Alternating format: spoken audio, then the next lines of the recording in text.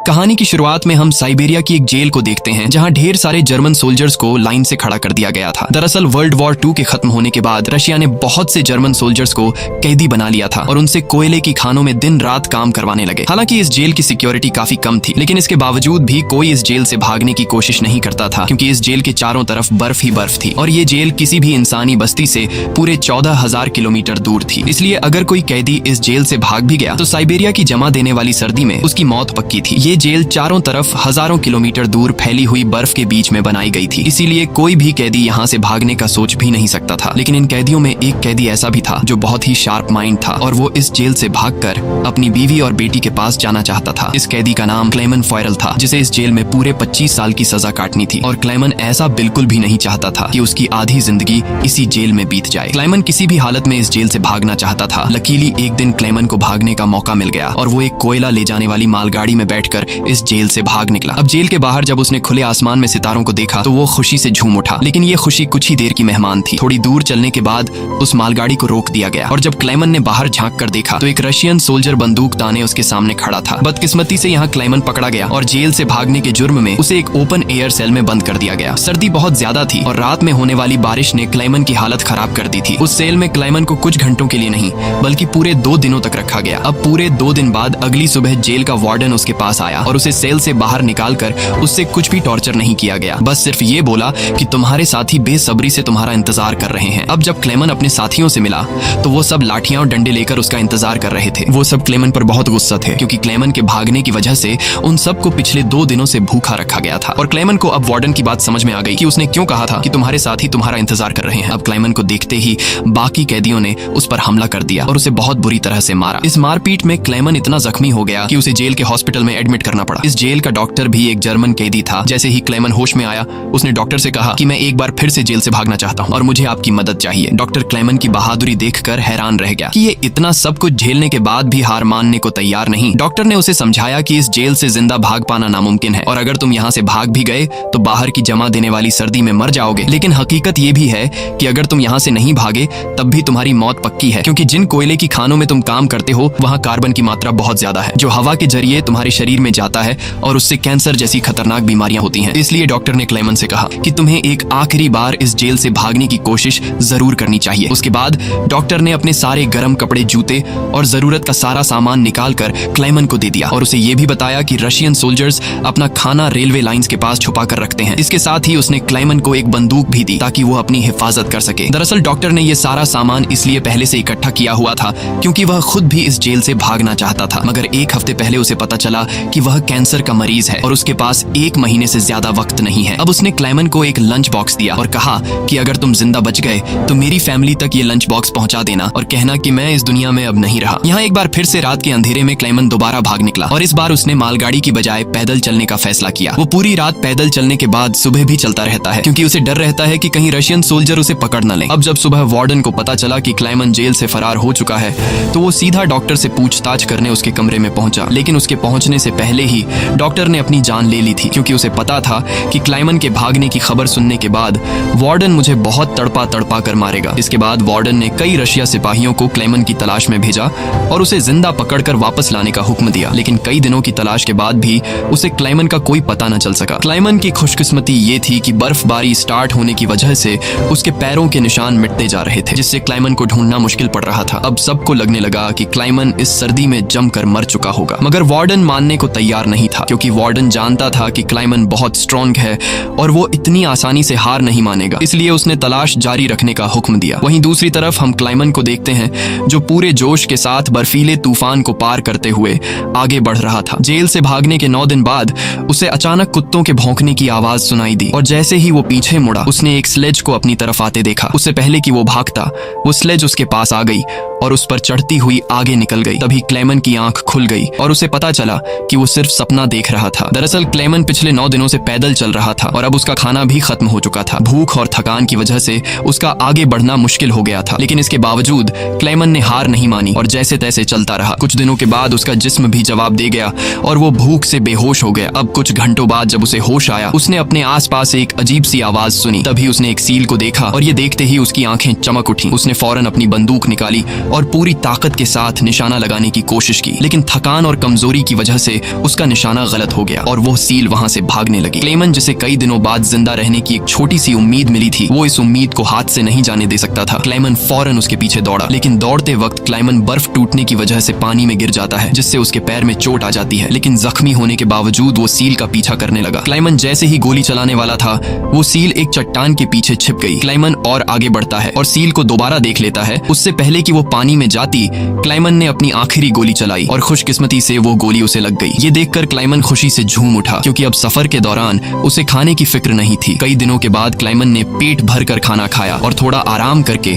अपना सफर जारी रखा। अब इतने लंबे सफर में क्लेमन बिल्कुल अकेला था और उसके चारों तरफ बर्फ के अलावा कुछ भी न था। इस माहौल में उसकी दिमागी हालत खराब हो सकती थी, इसलिए वो खुद से बातें करता और पॉजिटिव बातें कहकर खुद को आगे बढ़ने के लिए मोटिवेट करता। इसके साथ ही वो हर वक्त कैंपस के जरिए अपने रास्ते को देखता है, ताकि वो इस बर्फीली वादी में कहीं खो न जाए। इसी तरह दिन गुजरते गए और फिर महीने, लगातार 2 महीने चलने के बाद क्लेमन को इस बर्फीले मैदान में एक छोटा सा पेड़ दिखाई दिया। इस पेड़ को देखकर क्लेमन इतना खुश हुआ कि जैसे उसे कोई खजाना मिल गया हो, और वो भागकर उस पेड़ को गले लगा लेता है। दरअसल ये पेड़ इस बात की निशानी थी कि क्लेमन लगातार 2 महीने चलने के बाद अब ये बर्फीला मैदान क्रॉस कर चुका है और आगे जंगल शुरू होने वाला है। थोड़ा ही आगे चलने के बाद ठीक वैसा ही हुआ जैसा उसने सोचा था। अब यहाँ से जंगल शुरू होने वाला था। बर्फ का इलाका खत्म हो रहा था। वो जंगल में बहुत खुश था। वो लकड़ियां इकट्ठा करके आग जलाता है और कई महीनों बाद पहली बार सुकून से सो जाता है। पर अगला दिन उसके लिए सुकून का था या नहीं, ये कोई नहीं जानता। दूसरी तरफ हम वार्डन को देखते हैं, जो अब भी क्लेमन की तलाश में था और उसने अपनी सर्च पार्टी को हुक्म दिया कि वो 500 किलोमीटर के दायरे में क्लेमन की तलाश करे। वहीं क्लेमन एक जंगल से होता हुआ आगे बढ़ रहा था कि अचानक वहाँ एक बर्फीला तूफान आ गया। ये तूफान इतना तेज था कि बड़े बड़े पेड़ भी जमीन से उखड़कर गिरने लगे। क्लेमन जैसे ही आगे बढ़ने की कोशिश करता है, एक बड़ा सा पेड़ सीधा उस पर गिर जाता है। क्लेमन की किस्मत अच्छी थी कि शाम में 2 आदमी यहाँ से गुजरे जो सोने की तलाश में थे। उन्होंने क्लेमन को देख लिया और वक्त पर उसकी जान बचा ली। उसके बाद ये तीनों एक साथ आगे बढ़े और कई दिनों के सफर के बाद बर्फीले मैदान से बाहर निकल आए। रास्ते में उन्हें एक दरिया मिला, जिसे पार करने के लिए उन्होंने लकड़ी की एक कश्ती बनाई। दरिया पार करते वक्त वह आपस में बातें करने लगे और एक दूसरे को बचपन के किस्से सुनाने लगे। लेकिन इसी बीच दरिया का बहाव तेज हो गया और कश्ती काबू से बाहर होने लगी। ऐसे में एक साथी का तवाजुन बिगड़ गया और वह सीधा पानी में जा गिरा।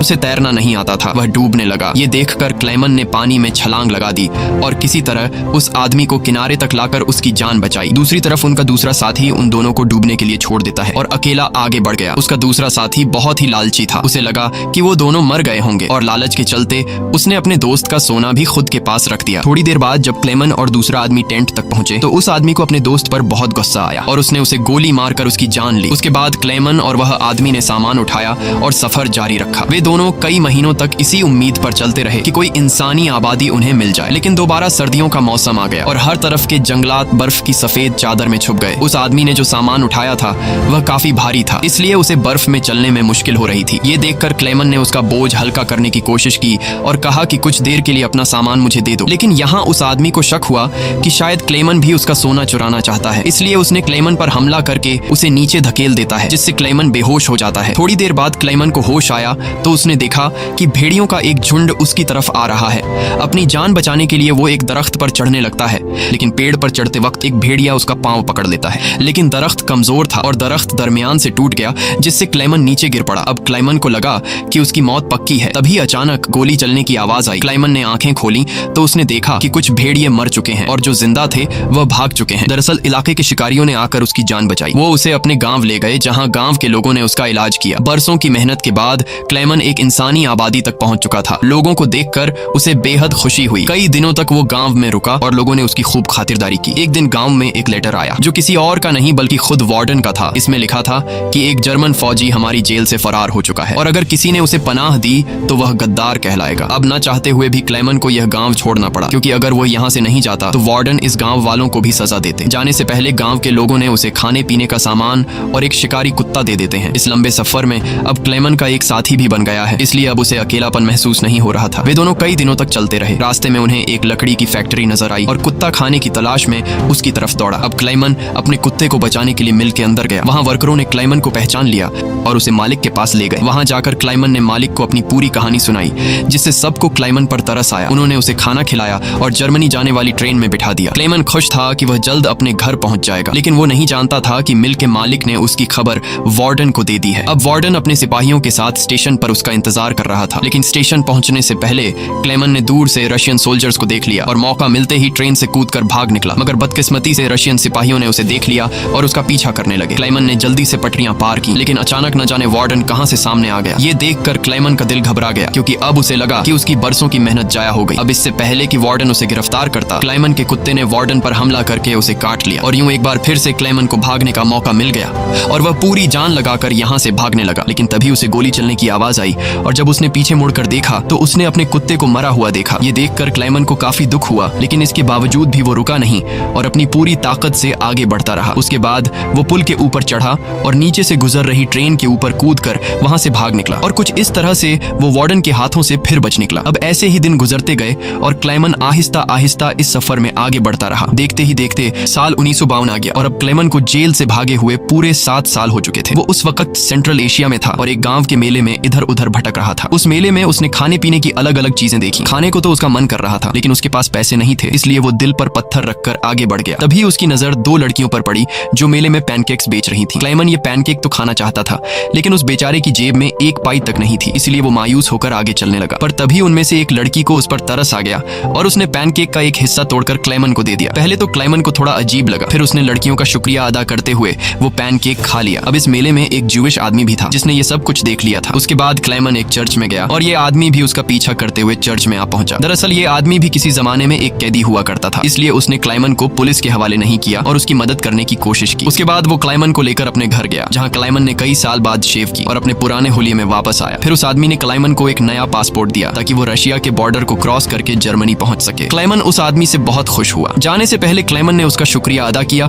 और रशिया और जर्मनी की बॉर्डर की तरफ निकल पड़ा। कुछ हफ्ते बाद क्लाइमन रशिया के बॉर्डर तक पहुंच गया और वहां मौजूद रशियन सिपाही को अपना पासपोर्ट दिखाया। यहाँ क्लाइमन को यह डर था कि कहीं वो सिपाही उसे पहचान न ले या उसका जाली पासपोर्ट पकड़ा न जाए, लेकिन खुशकिस्मती से ऐसा कुछ नहीं हुआ और सिपाही ने क्लाइमन को बॉर्डर पार करने की इजाजत दे दी। अब ये देखकर क्लाइमन को इतनी खुशी हुई कि वो चाहकर भी अपनी हंसी नहीं रोक पाया। अब फाइनली वो उस पुल पर आ गया जिसे पार करते ही वो अपने मुल्क जर्मनी में पहुंच जाएगा। पर जैसे ही वो आधे रास्ते तक पहुंचा, उसकी आंखों पर एक तेज रोशनी पड़ी और जब उसने आंखें खोली तो उसने वार्डन को अपने सामने पाया। अब जब क्लाइमन ने पीछे मुड़कर देखा तो वो अभी भी रशिया की जमीन पर था और इसका मतलब ये था कि वार्डन अब भी उसे गिरफ्तार कर सकता है। अब यहाँ क्लाइमन का दिल टूट गया, क्योंकि उसके इतने सालों की मेहनत अब मिट्टी में मिलने वाली थी। लेकिन तभी कुछ ऐसा हुआ जिसकी उम्मीद खुद क्लाइमन को भी नहीं थी। यहाँ वार्डन ने उसका रास्ता छोड़ दिया और उसे आगे जाने की इजाजत दे दी। अब पहले तो क्लाइमन को यकीन नहीं हुआ, पर फिर भी वो हिम्मत करके आगे बढ़ा। दरअसल वार्डन क्लाइमन के जिंदा रहने के जज्बे और उसकी बहादुरी को देखकर उससे काफी इंस्पायर हुआ, इसलिए उसने क्लाइमन को गिरफ्तार नहीं किया और उसे अपने मुल्क वापस जाने दिया। और तभी वार्डन उससे ये कहता है, ये लड़ाई बस 2 सोल्जर्स के बीच थी, एक मैं और एक तुम, और इसे तुम जीत गए। जाओ अपनी जिंदगी जी लो। अब फाइनली क्लाइमन ने उस बॉर्डर को पार किया और अपने देश जर्मनी पहुंच गया। इसके बाद वो अपने घर के करीब पहुंचा,